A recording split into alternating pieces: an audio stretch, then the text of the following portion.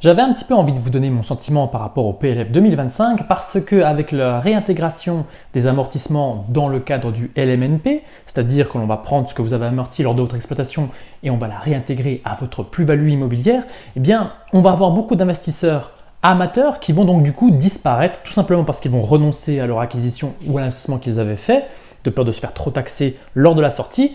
Et on va en avoir beaucoup d'autres qui vont simplement pas investir dans l'immobilier parce que c'était la dernière niche qui proposait entre guillemets les avantages des particuliers et des professionnels. Par rapport à ce statut, je tiens à rappeler, j'avais fait une vidéo que je vous mets juste ici, notamment par rapport à ce qui se passait avec Airbnb. Parce que oui, nous avions des mairies qui avaient la possibilité de changer la fiscalité en fonction de votre exploitation, et donc il y avait déjà eu un coup de raponce qui avait été fait par rapport à la députée Anaïg Lemer qui avait vraiment à cœur de défoncer cette niche.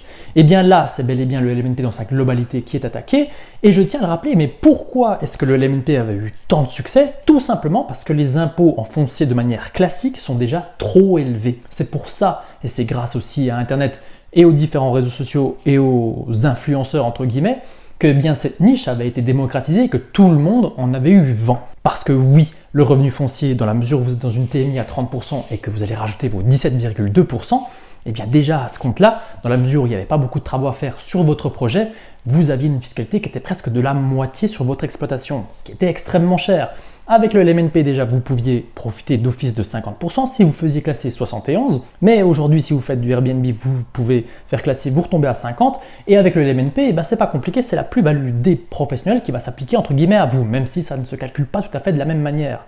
Là où je veux en venir dans cette vidéo, c'est que en réalité, l'impression que ça donne un petit peu cette ambiance autour de l'immobilier depuis maintenant quelques années, on va dire depuis 2022-2023, c'est qu'on ne veut plus d'investisseurs amateurs sur le marché de l'immobilier français. C'est donc bel et bien ce qui se passe, on a beaucoup de gens qui vendent et on a vraiment beaucoup de connaissances qui sont exigées aujourd'hui pour réussir à performer dans l'investissement locatif, et donc c'est vraiment plus quelque chose qu'on peut faire par opportunisme entre guillemets. Même sur tout ce qu'il y a de marchand de biens, j'ai eu pas mal de collègues l'an dernier et même en 2023 qui se sont fait requalifier sur le statut professionnel parce que tout simplement ils avaient parfois multiplié les opérations.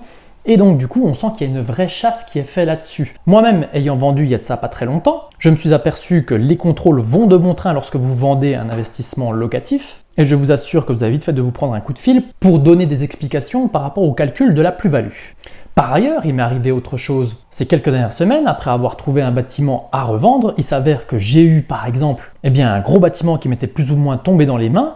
Forcément, je n'avais pas immédiatement signé le mandat et il s'avère que j'avais trouvé un marchand de biens. On était en train de trouver de quoi faire le projet dans sa globalité pour pouvoir proposer du logement dans une zone qui est relativement tendue, même si elle n'est pas classée comme telle, mais en tout cas, elle se comporte comme une zone tendue. On voulait aller proposer beaucoup de logements et il s'avère qu'il y avait une grosse négociation qui était en train d'arriver et boum patatras, on a un organisme de logement social qui arrive, qui se met au prix et qui va donc proposer ça pour une commune qui n'a pas spécialement besoin de logement social. Là où je veux en venir, c'est qu'on sent bien qu'on a un État qui est de plus en plus présent au sein de l'immobilier entre guillemets amateur dans le milieu professionnel.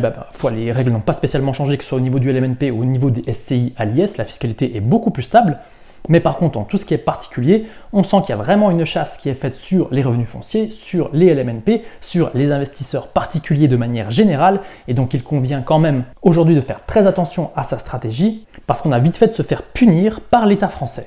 J'avais quand même à cœur de vous donner mon sentiment par rapport à ce qu'il se passe aujourd'hui dans le monde de l'investissement locatif. Et encore une fois, je ne dis pas qu'il n'y a absolument plus rien à faire, mais en tout cas, en termes de stratégie, il va vraiment falloir que vous angliez ce que vous voulez dès le départ pour pouvoir performer. Je le dis très souvent, on a 3 leviers d'enrichissement au sein de l'investissement locatif ou du marchand de biens. Le premier levier, évidemment, c'est le cash flow, c'est-à-dire la différence que vous allez pouvoir gagner entre le remboursement des charges de votre investissement et les loyers. C'est ça que l'on appelle le cash flow.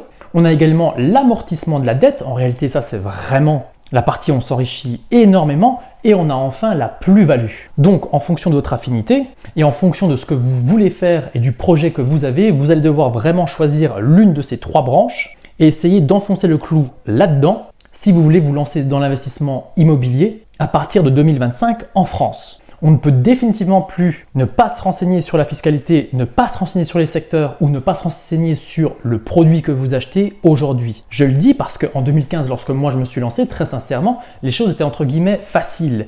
Et elles sont devenues extrêmement faciles jusqu'en 2019 parce que dans beaucoup de petites villes de France, peu importe ce que vous achetiez, vous étiez, pour ainsi dire, sûr d'être rentable même si vous louiez en nu.